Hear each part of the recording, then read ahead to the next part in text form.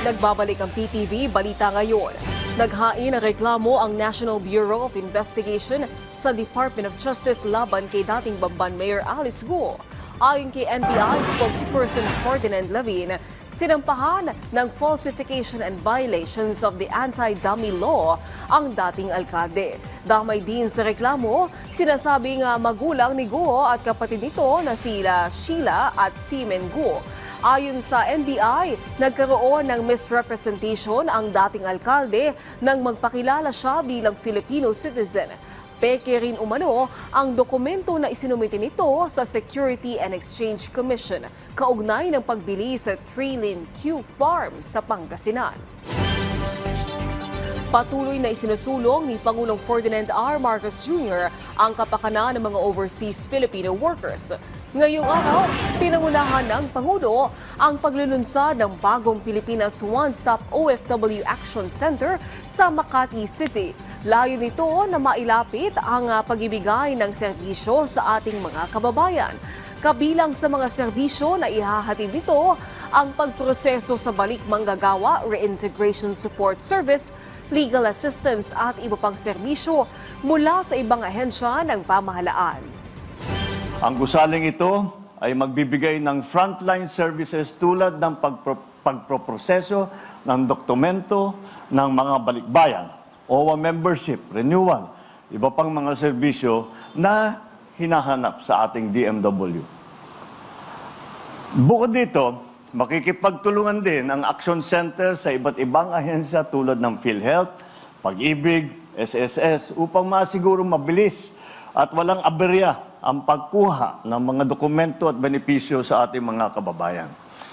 Sa madaling salita, aalisin nito ang komplikasyon ng burokrasya at gagawing maayos ang sistema para sa ating mga manggagawa.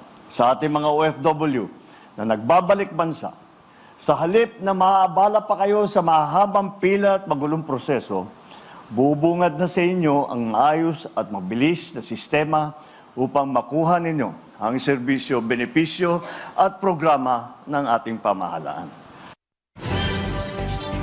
Samantala, alamin natin ang ibang balita mula kay Jay Lagang ng PTV Davao. Mayong adlaw, patay ang duha ka mga lalaki dihang nagbangga ang motor ug truck sa barangay Binugaw, Davao City niadtong Disyembre 15 ning tuiga. Nailang mga biktima nga sila Lonzo de Sondra nga residente sa Malita, Davao Occidental ug Jonathan Piñaport nga residente sa Maco, Davao de Oro. Sa inisyal nga investigasyon sa mga pulis, sakay sa motor ang mga biktima pagawas sa Davao City. Diyang ni counterflow kini hinungdan nga nabangga sa kasugat nga truck nga gimaneho ni Fernando Labanon. Sa kakusog sa impact, patay diha dayon ang mga biktima. Tungod niini, gikustodiya na sa kapulisan ang driver sa truck. Ubay-ubay nga mga improvised tin can cannon kun lantaka ang nakumpiska sa kapulisan atol sa Oplan Hapsay sa barangay 23- si Davao City natong Disyembre 13 ning tuiga. Sa report sa otoridad, adunay nadungog nga mga buto ang mga otoridad sa usa ka bahin sa ginakonstruct pa lang nga coastal road. Nasayran nga ang mga buto gikan sa mga minor de edad nga kalalakin-an nga nagdula og lantaka. Dihang giduol kini sa mga pulis, paspas nga nidagan sa nagkalain-laing direksyon ang mga minor de edad na kumpiska sa gikahitabuan ang anaa sa 8 ka mga lantaka nga anaa na karon sa kustodiya sa kapulisan. Subay niini gibutyag sa Davao City Police Office kon DCPO nga kini ang pinakaunang kaso nga natala sa kapulisan karong tuiga bahin sa kalapasan sa Firecracker Ban Ordinance sa Davao City, Busa. Subling gipahimangnuan sa otoridad ilabi na ang mga kabatan-unan nga mo'y sagad makalapas niini nga likayan og undangon na ang pagbuhat og lantaka. Ug mo kadto ang mga nag-unang balita dinhi sa PTV Davao. Ako si Jay Lagang. Mayong adlaw. Daghang salamat Jay Lagang. At yan ang mga balita sa oras na ito. Para sa iba pang update, i-follow at i-like kami sa aming social media sites at PTV PH.